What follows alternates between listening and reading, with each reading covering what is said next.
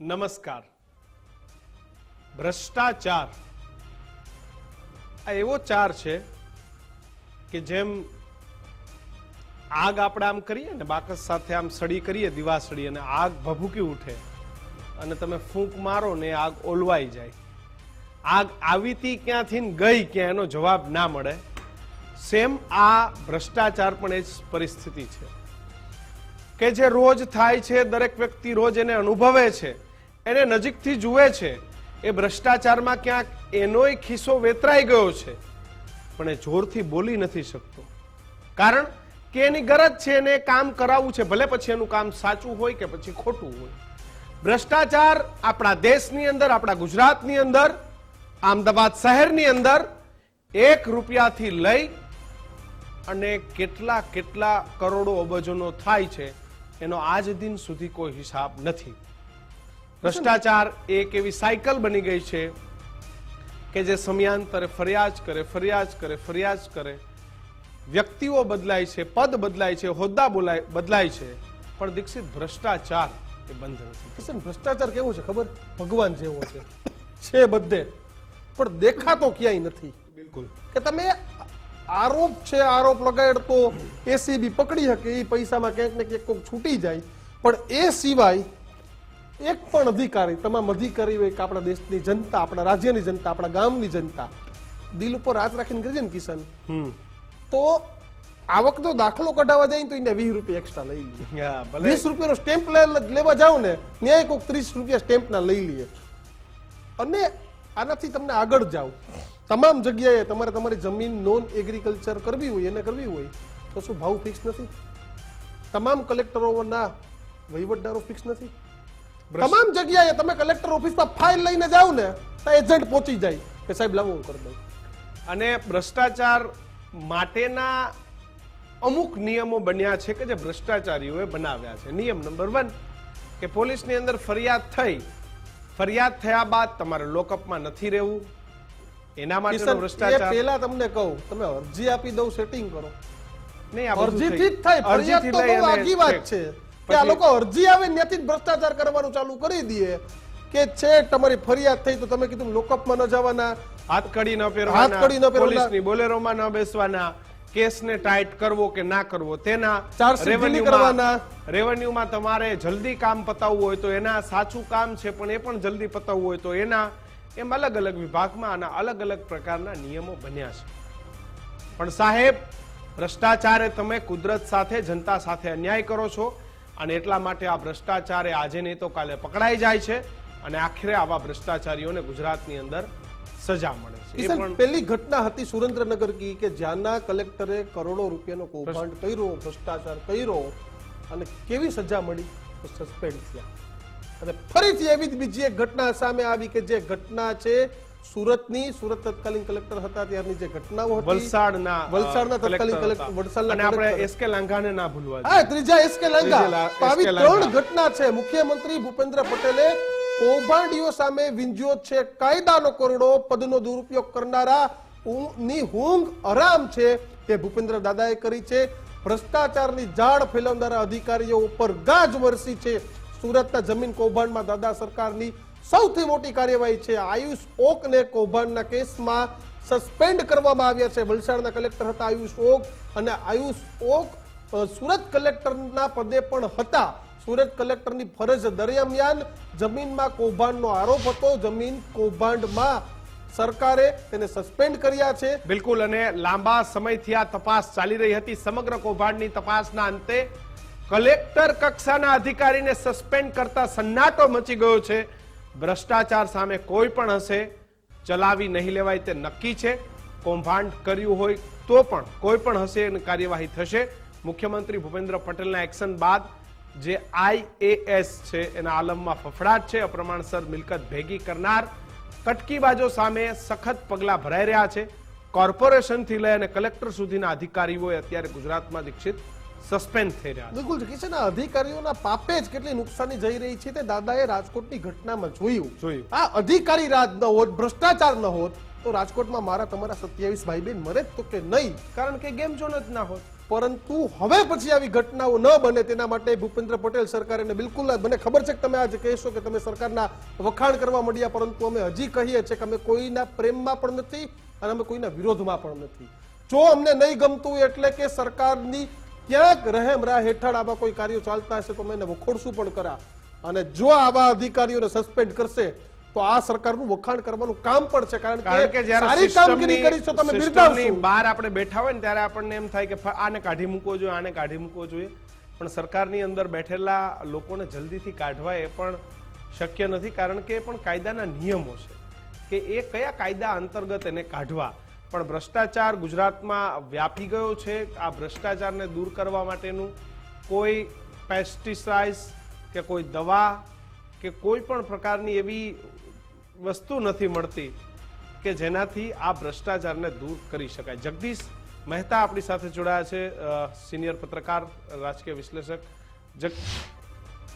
અને આપણી સાથે કોંગ્રેસમાંથી પાર્થિવરાજસિંહ કઠવાડિયા પણ આપણી સાથે જોડાયા છે. જગદીશભાઈ, પાર્થિવરાજસિંહ, આ બંનેનું ખૂબ ખૂબ સ્વાગત છે. જગદીશભાઈ, કોઈ પણ આવે, ચાહે ભાજપ આવે, કોંગ્રેસ આવે કે એક્સ વાય ને ઝેડ, આ ભ્રષ્ટાચારનું શું કરવું, આ કૌભાંડીઓનું શું કરવું? સારી વાત છે કે આ પહેલી વખત આવા જમીન કૌભાંડમાં એક આઈએએસ ને સસ્પેન્ડ કર્યા છે સરકાર.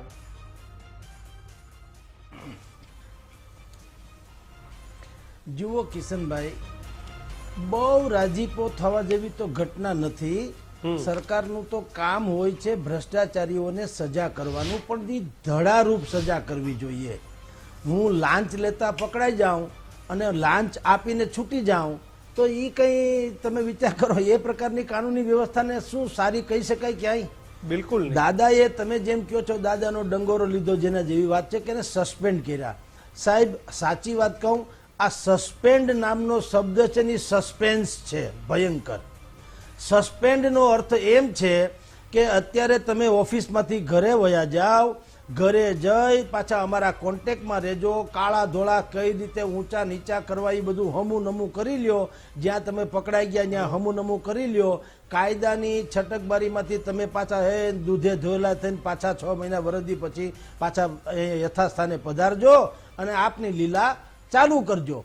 આ સસ્પેન્ડનું ગુજરાતી આ છે. હિન્દુસ્તાનનો એક દાખલો મને દીક્ષિતભાઈ બતાવી દો કે સસ્પેન્ડ થયા પછી એને જિંદગીમાં કોઈ દી ઓફિસમાં પાછા ન લીધા હોય તો. એ તો વાસ્તે ગાસ્તે પાછા આવે લીલા તોરણે, અને એ ડબલ પ્રચારથી કરે જેટલું તમે ભૂતકાળમાં એને 6 મહિના ઘરે. અને સસ્પેન્ડ એટલે એ કઈ કાળની કોટડીમાં નથી. એ સસ્પેન્ડ એટલે એના કોન્ટેક્ટ તો બધા ચાલુ હોય. જે ઓફિસમાંથી કાળા ધોળા કરતા હતી હવે ઘરેથી કરશે, બલકે ઉલટા વધુ સારી રીતે કરશે, કારણ કે ઓફિસમાં તો હજી જગદીશભાઈ, આવા લોકો સામે કેવા પ્રકારની કાર્યવાહી કરવી પડશે? કેવો દંડો ચલાવવો પડશે કે આવી ઘટનાઓ અટકે? સાહેબ, એક જ મુદ્દાનો કાર્યક્રમ જે વધારે પડતું ભલે લાગે પણ શબ્દ છે ડિસમિસ.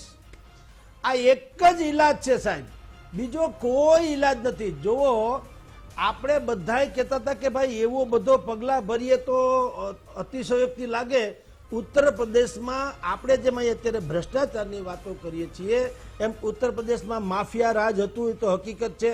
લાશો ઢાળી રાખી, હજારો લોકો મરાઈ કપાઈ ગયા, કરોડો રૂપિયાની, અબજો રૂપિયાની સંપત્તિ અર્જ કરી લીધી.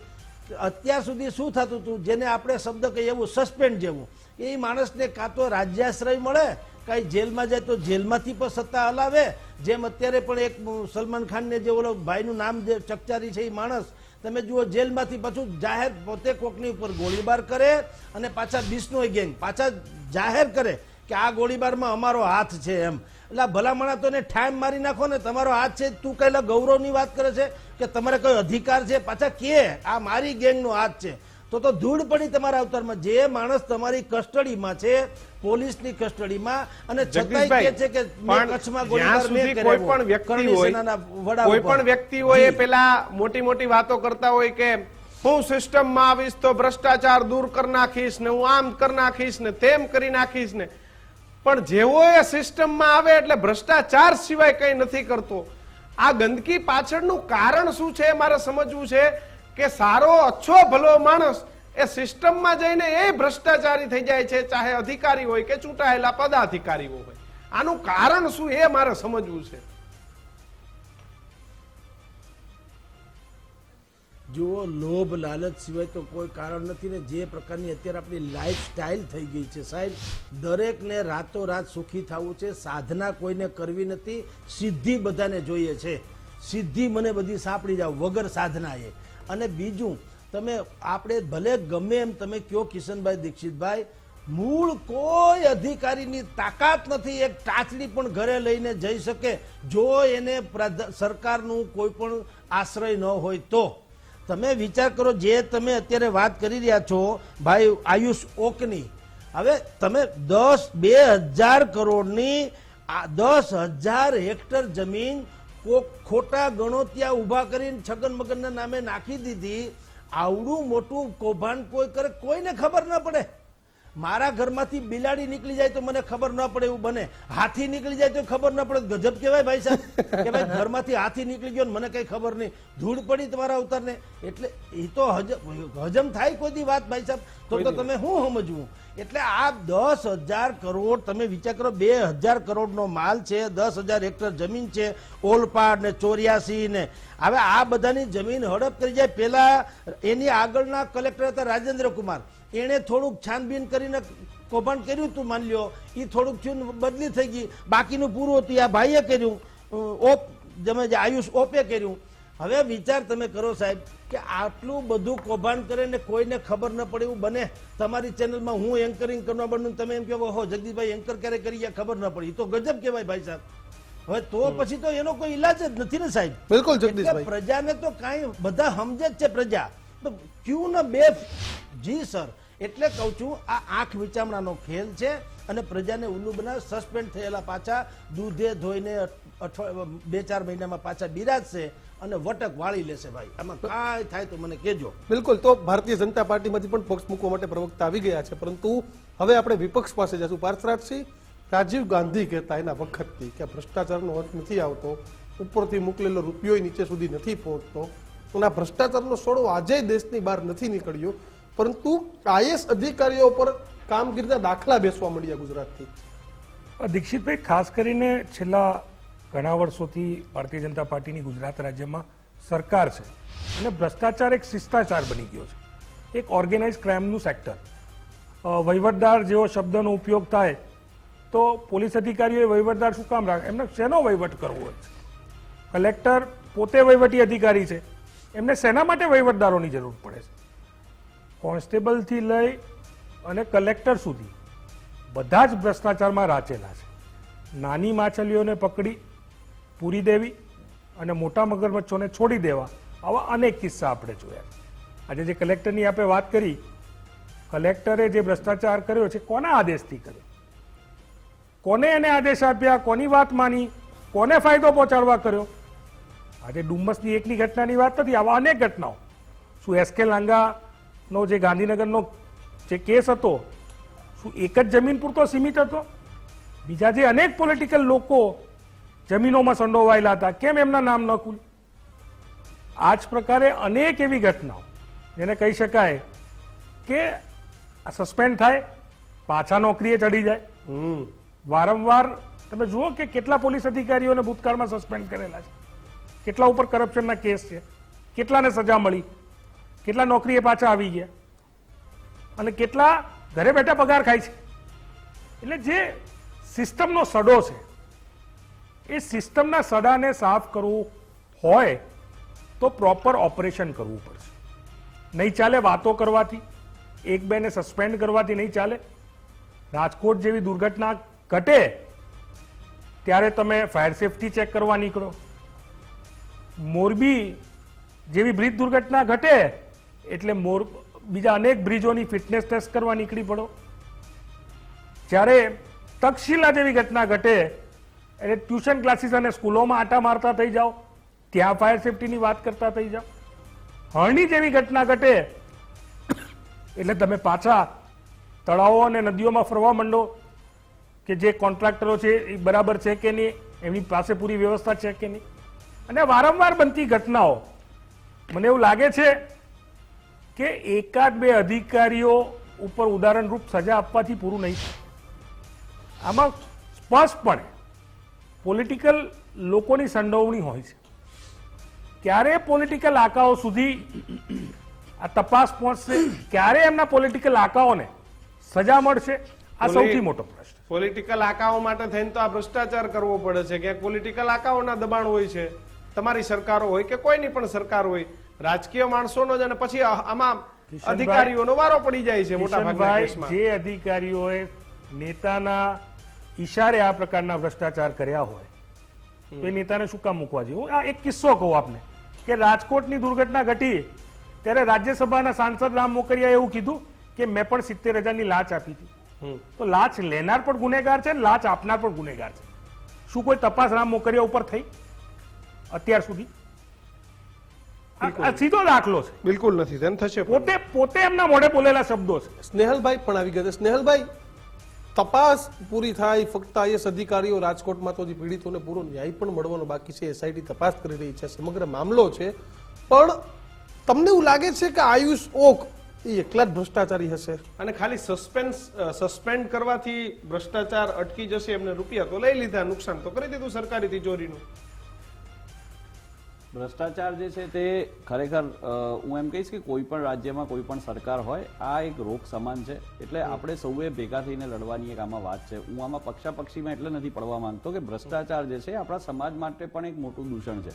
આજે જ્યારે આપણે ગુજરાતની અંદર જોયું તો આયુષ ઓક નામના જે અધિકારી સામે પણ જે કડકમાં કડક કાર્યવાહી થઈ, અને આજે પણ આપણે જે ઘટના જોઈ, તો આ બંનેની અંદર કોમન વસ્તુ એ છે કે સરકારનો જે છે તે ઝીરો ટોલરન્સની નીતિથી કામ કરવાનો આમાં ઈરાદો છે. અને જેમ આપણનું શીર્ષક છે કે દાદાનો દંડો એ આ ભ્રષ્ટાચારીઓને બરાબર વાગ્યો છે, અને આગળ પણ આ પ્રકારના ગુજરાતની અંદર જે પણ ભ્રષ્ટાચારી હશે એને આ પ્રમાણે દંડો વાગશે. બીજી એક મહત્વની વાત એ છે કે ઘણી વખત આપણે જનરલાઇઝેશનમાં પણ જતા રહેતા હોય છે કે ભાઈ બધા કરપ્ટ છે બધા. તો મારું પોતે પણ એવું માનવું છે, કારણ કે રાત દિવસ લોકોને મળું છું, આપ પણ મળતા હશો, કે ઘણા બધા એવા લોકો છે કે જે ખરેખર નિષ્ઠાથી નીતિથી કામ કરે છે. ને આની અંદર અમુક જે લોકો છે એ આ રીતે સરકારે જેમ આઈડેન્ટિફાય કરીને એના પર ત્વરિત કાર્યવાહી કરી, એમ આગળ પણ જે ભ્રષ્ટાચાર છે તેની સામે ભારતીય જનતા પાર્ટી જે છે તે ઝીરો ટોલરન્સથી ગુજરાતમાં કામ કરશે. જી બિલકુલ. તો અમે દાદાનો દંડો શું કામ કહીએ છીએ ને એ પણ એક મહત્વની વાત છે, કારણ કે ફક્ત ના માત્ર એક ઘટના, પરંતુ અલગ અલગ તમે 5 વિન્ડો જોઈ રહ્યા છો. વલસાડમાં કલેક્ટરને સસ્પેન્ડ, ત્યારબાદ કે રાજેશ, મેં શરૂઆતમાં સુરેન્દ્રનગરની વાત કરી, સરકાર એક્શનમાં છે, SK લાંગાની વાત કરો, રાજકોટ અગ્નિકાંડની વાત કરો, કે જ્યાં પણ અધિકારીઓ ઉપર દંડો ફરી વળ્યો. અને મેં પહેલા જ કહ્યું કે ભાઈ સરકારની કાર્યવાહી છે તો ભાઈ બતાવશો અમે. તો જગદીશભાઈ તમારી પાસે આવીશ. જગદીશભાઈ, એવું તો ઘટનાક્રમ સતત થયો, રાજકોટ અગ્નિકાંડનું પણ આમાં નામ છે કે સરકાર એમાં પણ એક્શનમાં જોવા મળી, અને એ અગ્નિકાંડ પછી સરકારે વધારે એક્શનમાં જોવા મળી. એ ચાહે પોલીસ હોય કે રેવન્યુ વિભાગ હોય, સટ પગલા લઈ રહ્યું છે.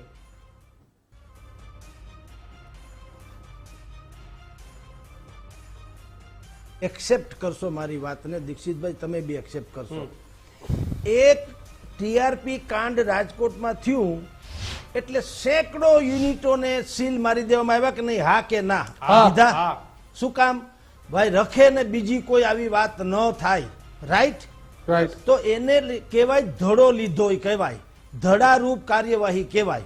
તો અમે એ જ કહીએ છીએ, તમે એકેય ભ્રષ્ટાચારી ઉપર ધડારૂપ કાર્યવાહી કરી ખરી?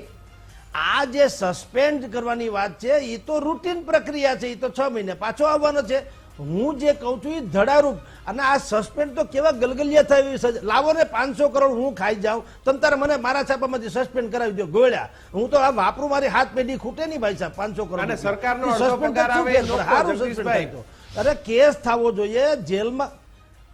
અને નોખો ઈ જ કહું છું, અડધો પગાર હરામનો ઘરે બેઠા બેઠા ખાય, એટલે આ તો એને સિરપાવ કહેવાય કે તમે હે પ્રભુ તમે અમારું આખું વિભાગ કોરી ખાધો, અમારી સરકારની આબરૂને બટ્ટો દઈ દીધો, તમે તમારી 70 પેઢીનું હાજુ કરી લીધું, જનતાનો સત્યાનાશ કરી નાખ્યો. અને તેમ છતાં હવે મહોદય આપ ઘરે બિરાજો, આરામ કરો, થાકી ગયા છો, અડધો પગાર અમે તમને અહીંયા બેઠા બેઠા આપશું. આપની ફાંદે હાથ ફેરવીને અડધો પગાર લઈ લો, અને પાછી કોર્ટ અદાલત તો છે જ, 6 મહિને જીતીને પાછા આવતા રહેજો, જે વટક વાળું એ વાળી લેજો. એટલે જ તમને કહું છું ભગવાન, આ દાદાનો ડંગરો તો ઠીક છે આપણે બધું, પણ આ બધું ધડારૂપ સજા. મેં તમને કીધું ને કે એક TRP કાંડ થાય છે અને અડધા રાજકોટના યુનિટો કારખાના બંધ કરી દીધા, હોસ્પિટલો સીલ કરી દીધી, નિહાળ્યું ખુલતી નથી, બધે ઠેકાણે જામ જામ ને જામ. હવે જેણે પૈસા કટકટાવ્યા છે એ લોકો અહીંથી ભારતીય જનતા પાર્ટી વાળા હવે એનું ઉપરાણું લઈને જાય છે. તમે જુઓ કેવી બધી મજા કેવું ચાલે છે તંત્ર. અહીંથી મેયર ને ધારાસભ્ય ને બધું વાસ્તે ગાસ્તે ન્યા ગયું ઢોલ ઢબુકા લઈને મંત્રી મહોદયને રજૂઆત કરવા. શું રજૂઆત કરવા ગયા છે કે ભાઈ લીલા વાહે સૂકું બળી જાય છે. તો કે કઈ રીતે કે ભાઈ જેની પાસે આવું બધું કાર્યવાહી NOC છે ફાયર બ્રિગેડની થી માંડીને BU સર્ટિફિકેટ છે, એના પણ કેટલાક સીલ ધડાધડ મંડે છે લાગવા. એટલે હવે આ તમે અધિકારીઓ આવી રીતે જુલમ કરે. એલા ભલા માણા, તમે કોર્પોરેશનના શાસક છુઓ કે પટ્ટાવાળા છુઓ? તમારે મુખ્યમંત્રીની રજૂઆત તો કોઈ વિપક્ષના લોકો કરવા જાય તો સમજી શકાય. તમે સ્ટેન્ડિંગ કમિટીના ચેરમેન, તમે ધારાસભ્ય, તમે મેયર, તમે બધું કોર્પોરેટરો, અને તમારું કયું નથી માનતા અને હવે અધિકારીઓ તમારી પર હાંડ થઈ ગયા એવું તમે કયો કોઈને ગળે ઉતરે?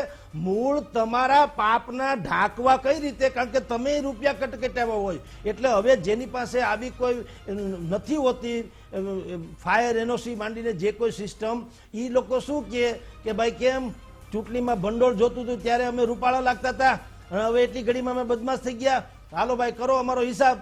એટલે હવે ઈ કૌભાંડમાં જેને કટકટાવ્યા હોય ઈ પાછા મુખ્યમંત્રીથી ત્યાં મળવા જઈને કહે કે ભાઈ સાહેબ, અને ત્યાં શું રજૂઆત કરી ખબર? કે આગામી ચૂંટણીમાં આપણને નડશે. એમ નહીં કે આ TRP જેવું કાંડ થશે ને બીજા કેટલાય હોમાઈ જશે, એમ નહીં, ચૂંટણીમાં નડશે એમ. બાકી મરી ગયા તો ગયા.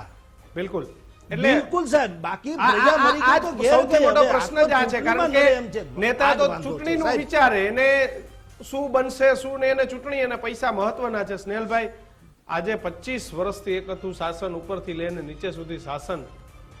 ભ્રષ્ટાચાર હું બિલકુલ આને રાજકીય રીતે લેવા નથી માંગતો, કારણ કે કોઈક દી તમારા ખિસ્સામાંથી ગયા છે ને મારા ખિસ્સામાંથી ગયા હશે, અને આપણે આ સ્ક્રીન ઉપર દેખાતા પાંચેય માણસ આપણી ઓળખાણ મૂકીને કામ કરવા જાય ને તો ફટ કરતા રૂપિયા કાઢી લેવો તમારા ને મારા.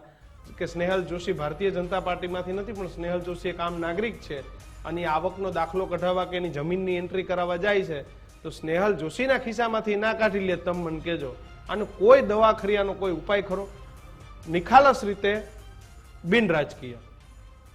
મેં જેમ આપને કહ્યું કે ભ્રષ્ટાચાર જે છે તેની સામે આપણે સૌએ લડવાનું છે. હવે આની અંદર જે સ્પેસિફિક સિસ્ટમ અત્યારે જે સરકારે જે અપનાવી છે, મને લાગે છે કે IAS અધિકારીથી લઈ અને બીજા અધિકારીઓને પણ જે રીતે આજે આ સજા ફટકારવાની ને એ લોકોને દંડ કરવાનું છે, જે પ્રક્રિયા, દંડ કયો થાય, એનો ગુનો સાબિત થાય, આ બધું ન્યાયપાલિકાનું કામ છે. પણ સરકાર એઝ અ પાર્ટી દરેકે દરેક વસ્તુ આ સાબિતી સાથે ન્યાયપાલિકા સમક્ષ મૂકે છે, આ ખૂબ જ મહત્વનું છે.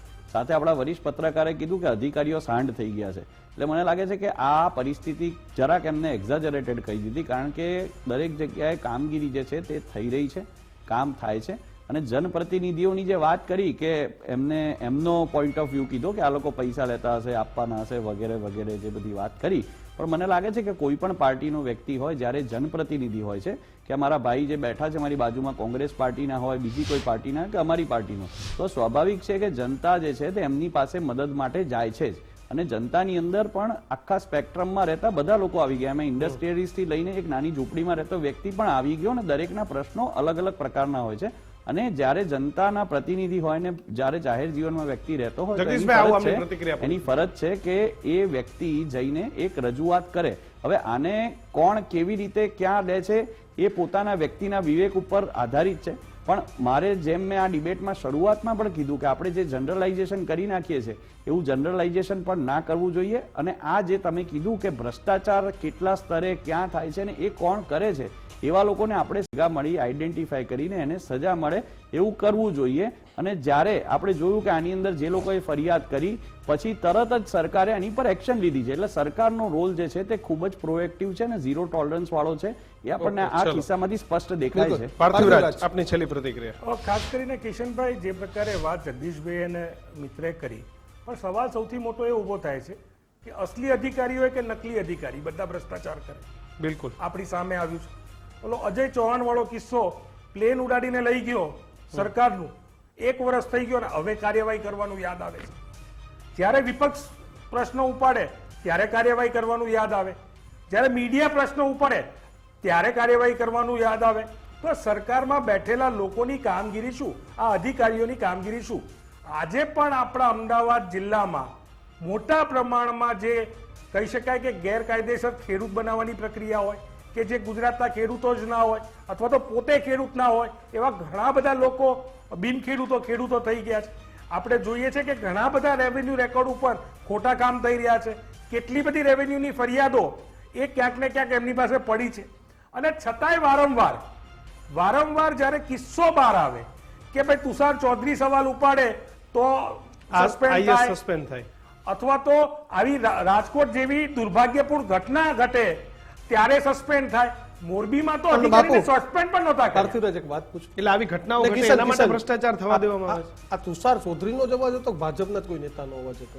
દીક્ષિતભાઈ, પ્રશ્ન તુષારભાઈ ચૌધરી ભારતીય કોંગ્રેસના ધારાસભ્ય ઉપાડ્યો અને એના પછી એક્શન આવ્યા. અને બીજી વાત કરું, મોરબીમાં તો વારંવાર કીધું હતું કે ચીફ ઓફિસર ઉપર એક્શન લો. હજી સુધી ચીફ ઓફિસર ઉપર એક્શન નથી લીધા. મોરબી દુર્ઘટનામાં હજી સુધી નગરપાલિકાના ચીફ ઓફિસર ઉપર એક્શન લીધા. અને આ જે પ્લેન લઈ જનારો માણસ હતો, પ્લેન લઈ જનારો માણસ ઉપર હવે એક્શન શરૂ થાય છે. 1 વર્ષ પહેલાની ઘટના છે. બિલકુલ. છોટાઉદેપુરમાં જે નકલી જે કહેવાય કે સરકારી કચેરીઓ મળી, અધિકારીનું મૃત્યુ પણ થઈ ગયું. તે ખબર છે નકલી છે, છતાં પણ પૈસા જતા રહ્યા. તો આ તો કયા પ્રકારનું પ્લાન ભ્રષ્ટાચારનું મોડલ છે? અસલી નકલી બે ભ્રષ્ટાચાર કરે અને પ્રજા પીડાય. દંડાય પ્રજા. આ દંડો દાદાનો ચાલે છે કે ભ્રષ્ટાચારનો દંડો આ ગુજરાતની જનતા ઉપર ચાલે છે? આપણે કોર્પોરેશનમાં જ્યારે આપે પણ કોર્પોરેશનનું ક્યાંક ને ક્યાંક બીટ કવર કર્યું હશે. મને એમ કહો, બોર્ડના દિવસે કોઈ પણ પોલિટિકલ પાર્ટીના ટ્રેઝરર એને ખજાનચી એને શું કામ ત્યાં બેસવું પડે? અને કાયદેસર જે કોન્ટ્રાક્ટરો છે એમને કયા કોન્ટ્રાક્ટના નામે કાયદેસરના કેટલા ચેક કઈ પોલિટિકલ પાર્ટીમાં જમા કર્યા છે, હિસાબ માંગો, તમને ખબર પડશે. ઓફિશિયલી પૈસા જાય 1%. એટલે આ પ્રકારનો જેને કહેવાય કે સિસ્ટમાઇઝ ભ્રષ્ટાચાર, કે જેને કહેવાય કે સરકારમાં ભ્રષ્ટાચાર એ શિષ્ટાચાર બની ગયો હોય, એ સ્પષ્ટ દેખાય આવે. બિલકુલ. જગદીશભાઈ, તમારી છેલ્લી પ્રતિક્રિયા. દોસ્ત, એ બી વાત છે જે પાર્થિવરાજસિંહે વાત કરી હતી, તમને કહું, અજય ચૌહાણ વાળી.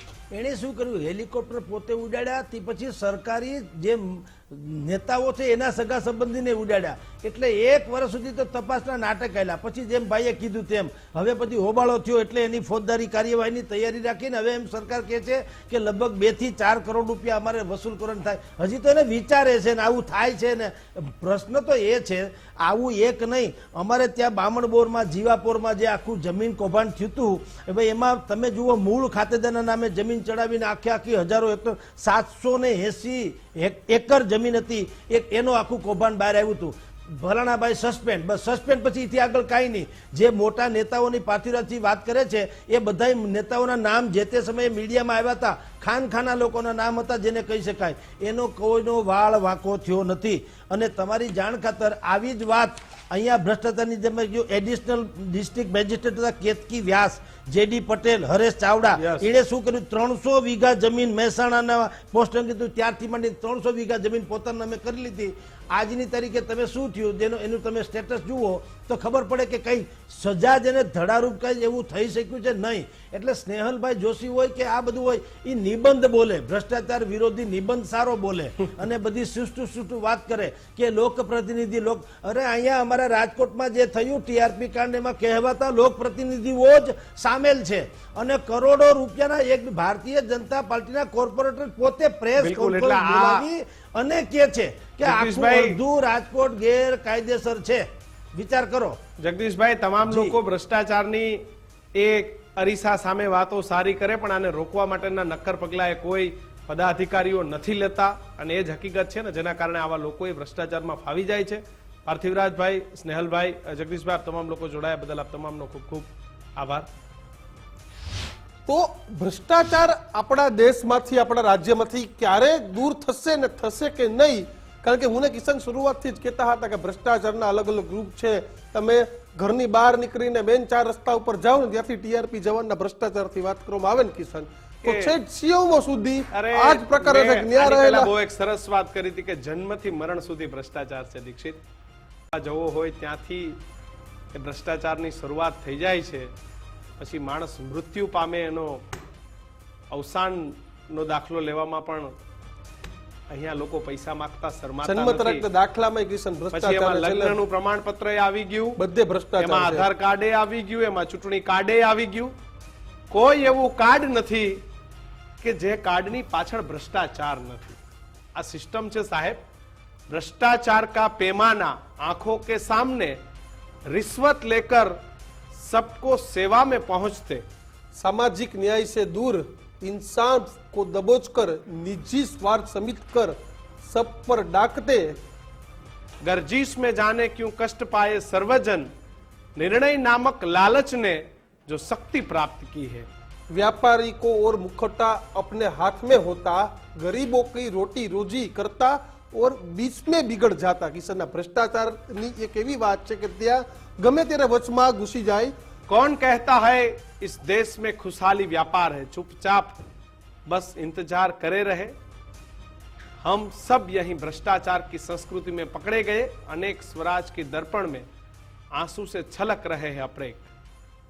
तो आज परिस्थिति છે દેશની અંદર અને આ જ ભ્રષ્ટાચાર છે આપણા દેશમાં, કારણ કે ભ્રષ્ટાચાર કે પહાડો को परास्त कर देंगे जग उंगलियों वाले शेर, પણ કોઈ બરખાસ્ત નહીં કરે. કારણ કે રાજીવ ગાંધી પ્રધાનમંત્રી હતા, ત્યારબાદ નરસિંહ રાવની વાત કરવામાં આવે, અટલ બિહારી વાજપેયીની વાત કરવામાં આવે, કિશન મનમોહન સિંહની વાત કરવામાં આવે, અત્યારે માનનીય વડાપ્રધાન નરેન્દ્રભાઈ મોદી છે, ગુજરાતમાં પણ વડાપ્રધાન મોદી છે તે તત્કાલીન ચીફ મિનિસ્ટર હતા. ખૂબ મહેનત કરી ભ્રષ્ટાચારને દૂર કરવાની, પરંતુ આ કરપ્ટ અધિકારીઓ છે ને તેના પાપે બિલકુલ, કારણ કેટલા કે કાંડ થયા કિશન. તમે સેવાના નામે કાંડ ગણી લો ને, કાંડ કિશન, તો તમને તક્ષશિલા કાંડ પણ યાદ આવે, તમને આ જ રીતે મોરબીનો બ્રિજ કાંડ એ દુર્ઘટના તો કાંડ ગણ્યા આવે, ગણાય એવા ને અને વીણ્યા વીણ્યા વીણ્યા એવા એવા જ નથી. ને છેલ્લે પણ ભરવાનો દીક્ષિત, વારો આખી માસૂમોને આવે. અર્થવ્યવસ્થાની અંદર જે ભ્રષ્ટાચારના પૈસા અર્થવ્યવસ્થામાં એડ કરી દેવામાં આવે ને તો આ ભારત દેશે ક્યાંય આગળ નીકળી જાય પરિસ્થિતિમાં છે. પરંતુ આ અટકશે કે નહીં એ સૌથી મોટો પ્રશ્ન છે, કારણ કે દરેક સ્ટેજ ઉપર દરેક વ્યક્તિએ ભ્રષ્ટાચાર ક્યાંક ને ક્યાંક કરી લે છે, ને એટલા માટે જ આ ભ્રષ્ટાચાર અટકતો નથી. સાચા નાગરિક તરીકે આપે સૌ એ આ ભ્રષ્ટાચાર અટકાવવાની મુહિમમાં જોડાય તો જ કદાચ આમાં પરિણામ આવી શકે છે. સમાચારોમાં હાલ આટલું જ. સમાચારો માટે જોતા રહો ગુજરાત ફર્સ્ટ. નમસ્કાર.